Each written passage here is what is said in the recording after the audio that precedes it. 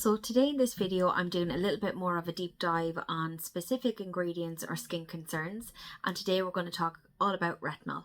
So within the skincare industry, in skin clinics, in beauty stores and in social media, you might have heard a lot of people talking about retinol as an anti-aging ingredient, as an ingredient that will help with acne and congestion. And yes, it does all those things, but you might be a little bit confused about, well, where do I fit it into my skincare routine? What is it actually going to do?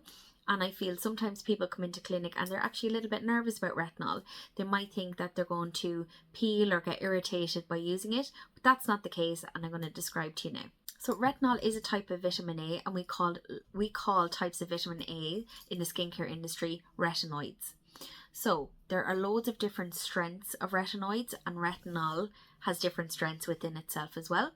And retinol can also be, I suppose, manufactured in a certain way, and it can be mixed with other ingredients to either improve its effectiveness or to dilute or buffer its effectiveness. I'll explain first what retinol actually does. So its major function is to increase cellular turnover. So you might hear that term thrown around quite a lot, but what it means is it's going to speed up our own natural exfoliation or desquamation of the skin cell. So vitamin A, years and years ago, predominantly was used to treat clients with severe acne and congestion and pigmentation, but now evidence has shown and studies throughout the years have shown that it's actually an integral part of anti-aging when it comes to talking about skincare and skin health.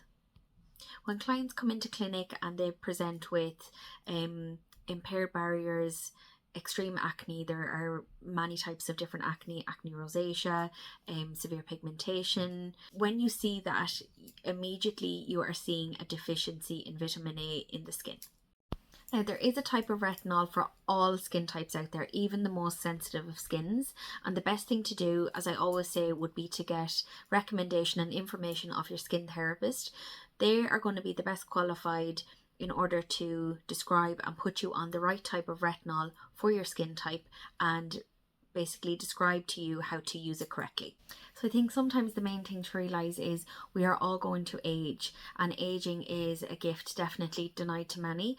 And I think it's really important to, when we talk about anti-aging, it's not necessarily in a vanity sense of the word, but if you're creating really healthy skin with your skincare regime, that is going to go hand in hand with how well your skin looks. So when we talk about anti-aging, we should try and flip it and talk about how can we age our skin really healthily. So how can my skin be the healthiest it can be? And definitely that's with the addition of retinol or vitamin A. So not all retinols are created equally, and you will see that in the pricing of some retinols. And the difference with this being, retinol is a particular molecule that if it's not encapsulated and protected, it can be a little bit haphazard with the way it's delivered on the skin.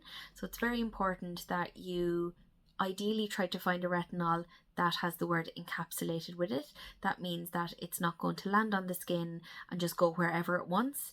It's going to stay protected as it's delivered down deep into the skin where it's needed.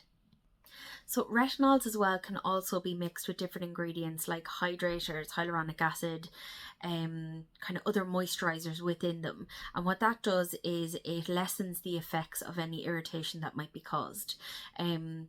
That's not always the case in terms of depending on how people use the retinol and once they're using it correctly. So the best way to use a retinol is on a clean, dry skin at night time. And the reason we do that is because our cell regeneration, our own kind of skincare, our circadian rhythm, we do have that within our skin. That's at our absolute peak, and that's the best time that we can use retinol, clean, dry skin. You might notice as well, a lot of retinols will have that yellow tinge to them. And you're using a pea-size amount on your clean, dry skin, and the best way to spread it out is to dot it evenly around the skin and the neck. Don't forget the neck. Your neck sometimes might be a little bit more sensitive to retinols as the skin is thinner on the neck, but I'm going to describe the difference between kind of sensitivity and irritation now.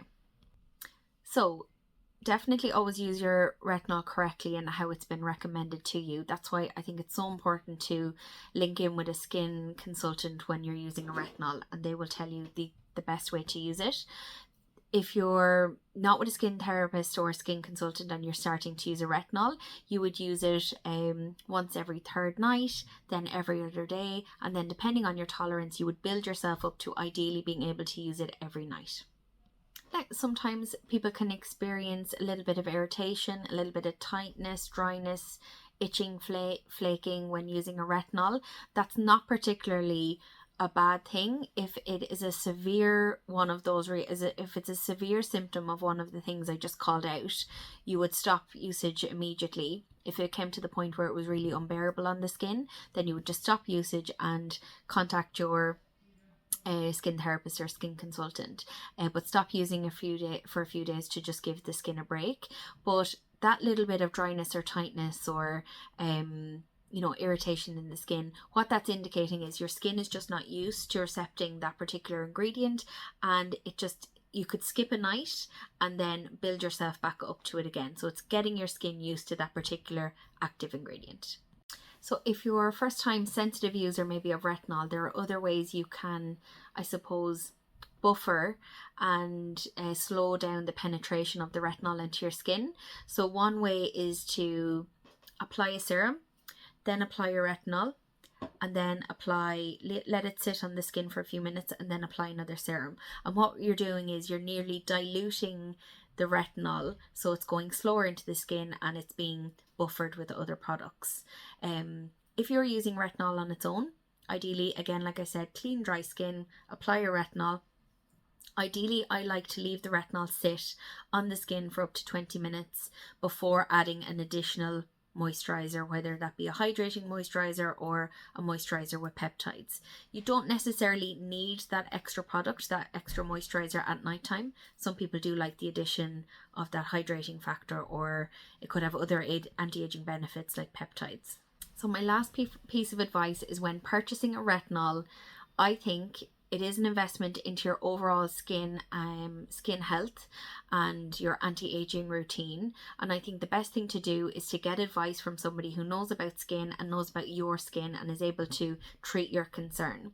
So I'm just going to recap finally what are the best benefits to using a retinol with your skin. Well, number one, it's absolutely essential for overall skin health. So from an anti-aging point of view set aside, it's essential for overall skin health and function. It's fantastic for anyone that suffers with acne rosacea, congestion in the skin. It helps to unclog pores, but again, this should be recommended the correct product for that particular skin, and it depends on what active state it's in also. It increases cell turnover, like I said, so that will help to keep new cells, and it'll help new cells to the surface of the skin, so new, fresh, healthy cells, and it will help with retexturizing as well. So it'll help smooth out an uneven texture. It protects our skin immunity, it protects our skin from environmental damage, and it's also fantastic at helping to regulate the melanin on our skin, and it can long-term help to work on pigmentation and discoloration. I'd love to do a longer video again about vitamin A in general, but today I am kind of zoning in on retinol as such, and a couple of my favorites would be the SkinCeuticals. This is the Retinol 0.3, and this is the Super A Serum from ASAP.